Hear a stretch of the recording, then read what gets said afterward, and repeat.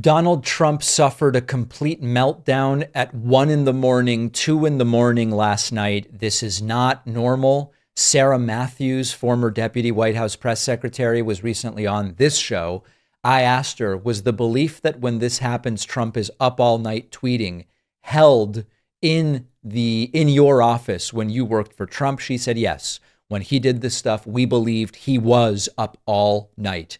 Take a look at this insanity and remember that this is the president of the United States. Donald Trump posting to Truth Social. I am pleased to report that I have raised since the great presidential election of 2024 in various forms and political entities in excess of $1.5 billion.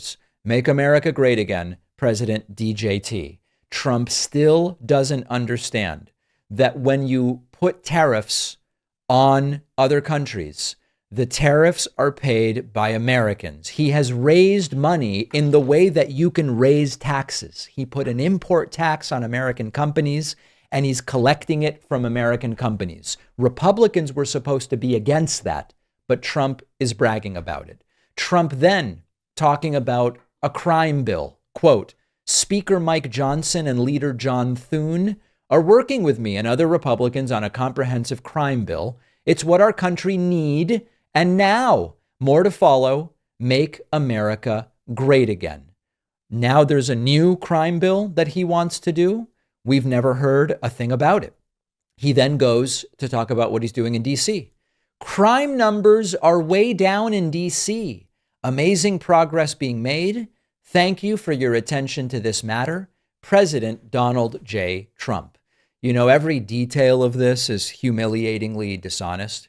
We saw the Trump administration brag that D.C. went 13 days without a murder since Donald Trump deployed troops.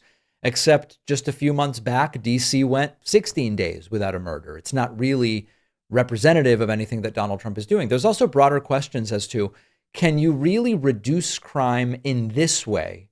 Or are you just kind of relocating it? And if Trump is president of the United States, is it really a victory to relocate crime from one city to another? I don't know. It doesn't really seem like it to me. Trump then attacking mail-in voting at nearly 2 a.m., posting, quote, ban mail-in voting, President Donald J. Trump. And then at 2 in the morning, he's just up all night with this stuff. You think foreign leaders respect what Trump is doing? I don't think so. Trump posting, quote, there is a sick rumor going around that fake news NBC extended the contract of one of the least talented late night television hosts out there, Seth Meyers. He has no ratings, talent, or intelligence, and the personality of an insecure child. So why would fake news NBC extend this dope's contract? I don't know, but I'll definitely be finding out. And of course, those are thinly veiled threats. Trump taking responsibility for getting Stephen Colbert's show ended. This is an authoritarian nightmare. If you ask me, where do I want presidents focused? I want them focused on creating jobs, on getting an economy functioning that works better for the bulk of the country.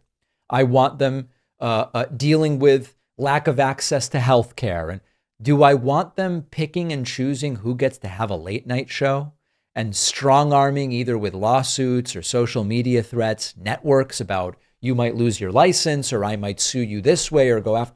No, that's what authoritarians do. That's what insecure people do. That's what incompetent people do.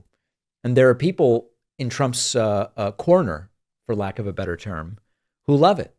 They think he's finally going after these woke late night shows. Really?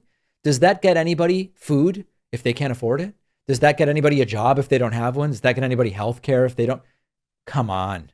And there are people praising this. And one of the main people praising this stuff is named Charlie Kirk, and you've got to see what he said.